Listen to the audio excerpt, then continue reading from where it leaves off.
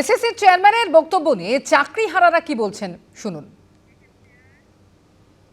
SSC চেয়ারম্যানকে বলা উচিত যে আপনি কি দিয়েছেন যেটা সন্তুষ্ট হয়নি, একটা বিচারপতি সন্তুষ্ট হয়নি, আপনি কি ডেটা দিয়েছেন।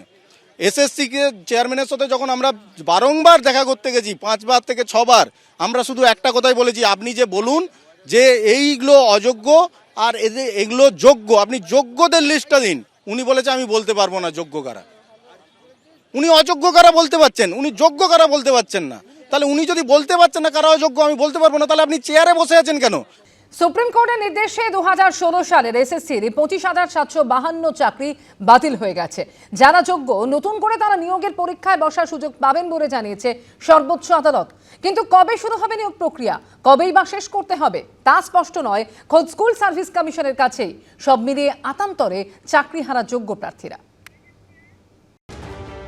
দুর্নীতি হয়েছে স্পষ্ট, অযোগ্যদের চাকরি দেওয়া হয়েছে তা স্পষ্ট, দুর্নীতি ধামাচাপা দেওয়ার মরিয়া চেষ্টা করা হয়েছে তাও স্পষ্ট। কিন্তু দুর্নীতি পরায়ণদের জন্য যোগ্যদেরও কেন এভাবে চোখের জল ফেলতে হবে? এই দায় কাদের? এই প্রশ্নেই এখন তোলপাড় গোটা রাজ্য। এই রায়ের ফলে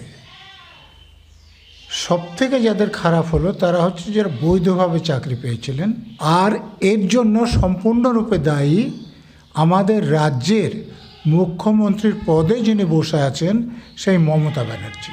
আমি যেটা আমার বিভাগীয় দায়িত্ব থেকে বলতে পারি যে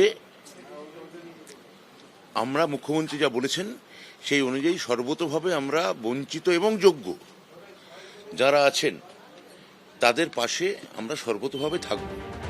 যোগ্যদের চোখের জলে ভেসে যাচ্ছে অসংখ্য পরিবার। ভাত কিভাবে জুটবে? ছেলেমেয়ের পড়াশোনা কি করে হবে? ওষুধ কোথা থেকে কেনা হবে? হোম লোন, পার্সোনাল লোনের ইএমআই কিভাবে দেওয়া যাবে? এই সব প্রশ্নের কোনো উত্তর নেই।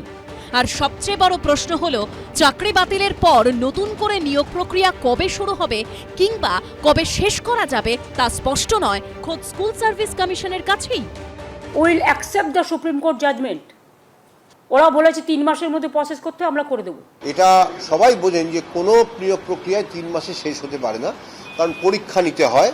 পরীক্ষা নিয়ে তারপরে তার ফলাফল পাবলিশ করার পরে ইন্টারভিউ নিতে হয়।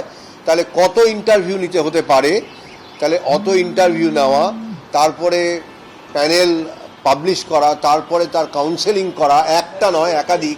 প্যানেলের মেয়াদ থাকে 1 বছর। সুতরাং এটা যে সম্ভব নয়। নতুন নিয়োগে কি নতুনরাও সুযোগ পাবেন না শুধু চাকরিহারারাই?